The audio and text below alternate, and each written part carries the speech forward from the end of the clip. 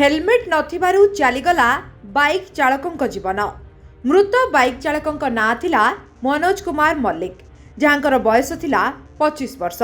घर बालेश्वर जिला मार्कणा अंचल बोली सूचना अनुसार जनापड़ी। तबे मनोज निजर जड़े बंधुों सह बेंगलोर निज घर मार्कणा आसुथिले। 16 नंबर जातीय राजपथ टांगी बाईपास रे बाइक दुर्घटनाग्रस्त होई ड्रेन मध्य गली पड़ता। फल मनोजकर मुंडरे गभीर क्षत हेबा सह प्रबल रक्तस्राव होइतिला। मनोज को टांगी अग्निशम बाहिनी उद्धार करी टांगी गोष्ठी स्वास्थ्य केन्द्र रे भर्ती करिसेंती। डाक्तर मनोज को मृत घोषणा करिसेंती। मनोजर बंधु हेलमेट पिंधिथिबारु से संपूर्ण अक्षत थिबा जणा पड़िछि। टांगीरु Pradeep Kumar Sahu report, live live Odia.